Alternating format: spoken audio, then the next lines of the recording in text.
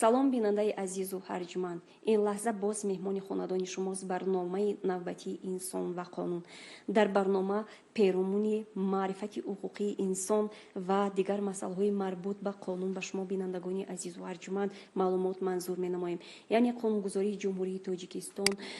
тибқи талаботи муқаррар намуда аз ҳар як шаҳрванд қонунҳои амалкунандаро талабу дархост менамояд ва имрӯз дар барнома вобаста ба сарҳади давлатии ҷумҳурии тоҷикистон аз тарафи ҳуқуқшинос ба шумо маълумот манзур карда мешавад ва меҳмони барномаи имрӯзаи мо ҳастанд фирӯз ваҳобзода, ёрдамчии прокурори вилояти мухтори кӯҳистони Бадахшон. қадами шуморо ҷиҳати ширкат ба барномаи имрӯза хушомадед мегӯем ва бигӯед ки барои ғайриқонунӣ гузаштан аз сарҳади давлатии ҷумҳурии тоҷикистон, яъне барои ашхос чӣ гуна ҷавобгарӣ муқаррар карда шудааст? марҳамат.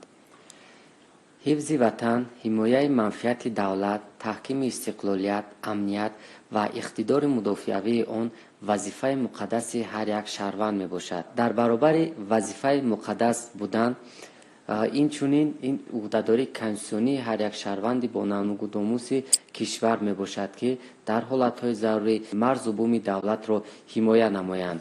ҳифзи сарҳади давлатии ҷумҳурии тоҷикистонро санадҳои меъёрии ҳуқуқи дохилӣ аз ҷумла Конститутсияи ҷумҳурии тоҷикистон, қонуни ҷумҳурии тоҷикистон дар бораи сарҳади давлатии ҷумҳурии тоҷикистон, дигар санадҳои меъёрии ҳуқуқи дохилӣ ва ҳамзамон санадҳои меъёрии ҳуқуқи байналмилалие ки тоҷикистон онҳоро эътироф намудааст ба танзим медорад. сиёсати сарҳади давлатӣ ин ҷузъи сиёсати дохилӣ ва хориҷии кишвар мебошад ки танҳо аз тарафи президенти ҷумҳурии тоҷикистон муайян карда мешавад ва он дар асоси принсипҳои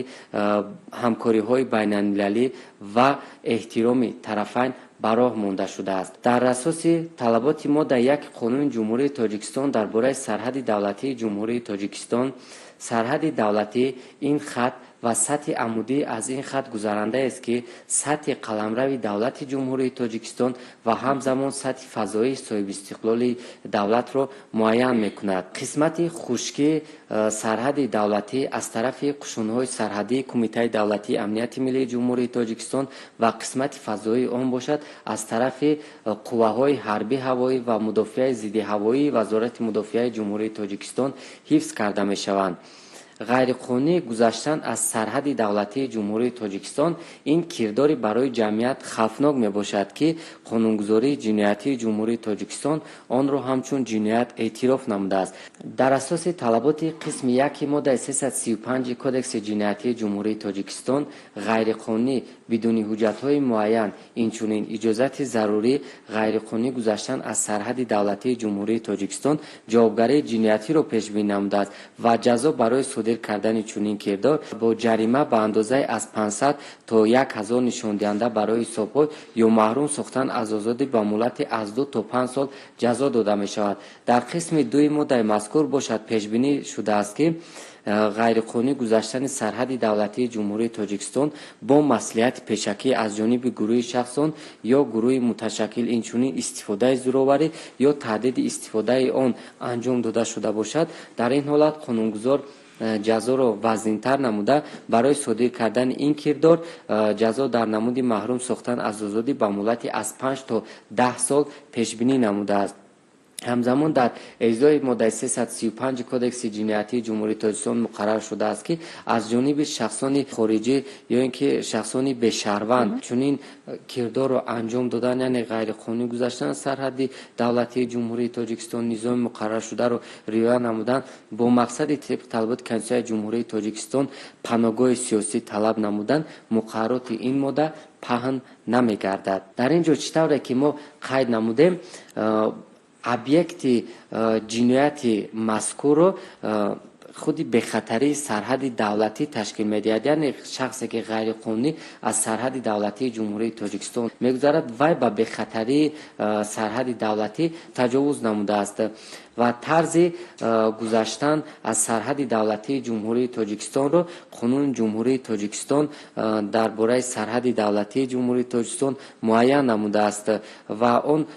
مقرر کرده است که شخص در کدام حالت و با کدام نمود حجت میتواند که سرحد دولتی جمهوری تاجیکستان رو عبور نماید، یعنی به جمهوری تاجیکستان وارد شود یا که از قلمرو جمهوری تاجیکستان بیرون براید. و در همون دیسپوزیسیای ماده 335 پیش بینی شده است که بدون حجت های معین شده، یعنی به حجت های معین شده چی ها داخل می شوند؟ به حجت معین شده داخل می شود خود شناسنامه، یعنی چی شناسنامه دیپلماتی باشد، شناسنامه خدمتی، شناسنامه شهروندی باشد و خود اجازه دادن برای وارد شدن و که بیرون شدن از قلمرو سرحد جمهوری تاجیکستان از طرف مقامات دخلدار به انجام رسانیده می شود و طرز عبور کردن سرحد دولتی جمهوری تاجیکستان باشد برای بندوبست جنایت اهمیت ندارد، یعنی چه طریق خشکی باشد، چه طریق دریاها باشد، چه طریق هواپیما باشد، چه طریق پاییز یا که دیگر واسطه های نقلیات باشد، یعنی با بندوبست جنایت اهمیت ندارد. یعنی با کدام طرزی که همین غیر قانونی سرحد دولتی جمهوری تاجیکستان رو گذشت و شخصی شهروند جمهوری تاجیکستان باشد، شهروند خارجی باشد یا شخص به شهروند باشد و به جوابگری جنایتی کشیده می شود و سوبیکت جنایت مذکور شخصی که به سن 16 سالگی رسیده است سوبیکت جنایت رو تشکیل میده. یعنی اگر شخص به سن 16 ساله رسیده غیر قانونی سرحد دولتی جمهوری تاجیکستان رو عبور نماید و به شبهه به جوابگری جنایتی کشیده می شود. و در قسم دوم ماده 335 کدکس جنایتی باشد مقرر شده است که از جانب گروه اشخاص با مصلحت پیشکی گروه متشکل یا که با استفاده زورآوری یا که با تهدید استفاده آن، یعنی اگر شخص استفاده زورآوری کند و از سرحد دولتی جمهوری تاجیکستان را گذرد یا که کردار از طرف شخصان با مصلحت پیشکی یا که گروه متشکل صادر شده باشد و حرکت‌هایشان با قسم 2 ماده 335 کدکس جنایتی بندوبست کرده می شود و در این استفاده زورآوری وقتی که شد در این مرحله اهمیت ندارد که و شخص جبر دیده به سلامتیش یگان نمودی ضرر برداشت یا که نه و تنها به استثنای اگر ضرر وزنی به سلامتی برداشته باشد در این حالت باشد قانونگذار پیش بینی نموده است که کردار شخص با 2 ماده کدکس جنایتی بندوبست کرده می شود، یعنی هم با ماده 110 کدکس جنایتی و هم با ماده 335 کدکس جنایتی جمهوری تاجیکستان. و بگویی که هنگام انتقال دادن مال و کالا و گذشتن از سرحد دولتی یعنی در این مورد یعنی شخص اصلا به کدام حقوق نیاز دارد؟ طرز گذشتن از سرحد دولتی جمهوری تاجیکستان را قانونگذار مقرر شده است و این مناسبت را قانون جمهوری تاجیکستان درباره سرحد دولتی جمهوری تاجیکستان به تنظیم می‌دارد و پیش از همه وقتی که شخص سرحد دولتی را می‌گذارد یکی از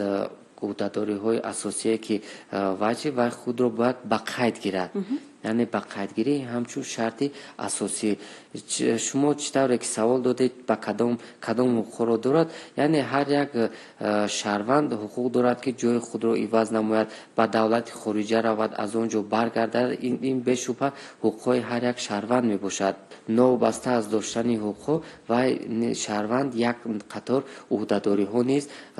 دارد. سراول ما قید نمودیم که غیر قانونی گذشتن از سرحد دولتی جمهوری تاجیکستان جوابگری جنایتی رو پیش بینی نموده است و در برابر جوابگری جنایتی قانونگذار این چنین جوابگری مأموری رو نیز پیش بینی نموده است. در اساس طلبات ماده 498 کدکس قانونی مأموری جمهوری تاجیکستان برای از طرف شهروند جمهوری تاجیکستان رعایت نکردن نظام سرحد دولتی این چنین نظام گذرگاه سرحد دولتی جمهوری تاجیکستان هنگام نبودن علامت‌های ترکیب جنایت شخص به جوابگری حقوق قانونی مأموری کشیده می شود و جزا برای صادر کردن будани он ба андозаи аз 30 то 50 нишондиҳанда пешбинӣ шудааст ва агар амин қисми 1 моддаи 498 кодекси ҳуқуқи вайронкунии маъмурӣ агар аз тарафи шаҳрвандони хориҷӣ чунин аз тарафи шахсони бешаҳрванд содир шуда бошад, дар ин ҳолат нисбати онҳо ҷазо дар намуди ҷарима ба андозаи аз 50 то 70 нишондиҳанда барои ҳисобҳо бо берун намудан аз қаламрави ҷумҳурии Тоҷикистон ҷазо таъин карда мешавад ва бо берун кардан аз қаламрави ҷумҳурии Тоҷикистон бошад, инро танҳо аз тарафи суд нисбати шахс анҷом дода мешавад. яъне ҳамон худи қарорро танҳо суд қабул менамояд. агар шаҳрванди ҷумҳурии Тоҷикистон як маротиба низоми сарҳади давлатиро вайрон намуд, аз тарафи мақомотҳои дахлдор ба ҷавобгарии ҳуқуқи вайронкунии маъмурӣ кашида шуд ва такроран дар давоми соли пас аз таъини ҷазои маъмурӣ ҳамон шахс такроран ҳамин ҳуқуқи вайронкунии маъмуриро содир намуд, аллакай дар ин ҷо ҳамон шаҳрванд طبق طلبات ماده 336 کودکس جنایتی جمهوری تاجیکستان به جوابگری جنایتی کشیده می شود که برای کردار صادر کردهش جزا در نمود جریمه و محروم ساختن از آزادی به مهلت تا 2 سال پیش بینی شده است. و بگوید که در صورت صادر نمودن دیگر نمود جنایت‌ها و همچنین غیر قانونی گذشتن از سرحد دولتی جمهوری تاجیکستان یعنی قانونگذاری جمهوری تاجیکستان چگونه حقوق ویرانکنی‌ها را اعتراف نموده است؟ هنگام گذشتن از سرحد دولتی جمهوری تاجیکستان یک قطار منفعت‌های دولت ضرر می‌بیند. شهروند چه شهروند جمهوری تاجیکستان چه شهروند خارجی و چه شخصان بی‌شهروند باشد در برابر صادر نمودن جنایت غیرقانونی گذشتن از سرحد دولتی جمهوری تاجیکستان در یک وقت وی میتواند که دیگر نمود جنایت‌ها را صادر نماید.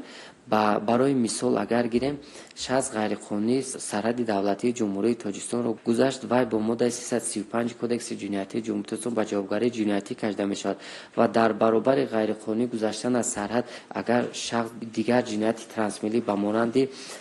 غیرقانونی گذراندن مواد نشه‌آور را انجام داده باشد با مقصد به صاحبیت کسی دیگر دادن، در این حالت و شخص را در برابر ماده 335 کودکس جنایتی جمهوری تاجیکستان با ماده 200 کودکس جنایتی جمهوری تاجیکستان یعنی معاملات غیر قانونی مواد نشه‌آور با مقصد به صاحبیت کسی دیگر دادن، این چنین با ماده 289 قسم 3 کودکس جنایتی جمهوری تاجیکستان یعنی قاچاق مواد مخدر، یعنی با همین ماده های کودکس جنایتی جمهوری تاجیکستان نیز همون شهروند رو به جوابگری جنایتی کشیدن ممکن است. سلامت باشید. تشکری زیاد برای یک صحبت پرمحتوای شما. باری دیگر بینندگان گرامی خاطر نشان می‌سازیم در صحبت امروزه ما حضور داشتند فیروز وهابزاده یاردمچی پرокурори ولایت مختار کوهستانی بدخشان. قدم شما را جهت شرکت به برنامه امروزه باری دیگر خوش آمدید میگوییم و بینندگان عزیز و ارجمند در اینجا وقتی برای برنامه ما جدا شده پایان پذیرفت. خیر تا برنامه‌های بعدی تنسیت و پیروز بمانید.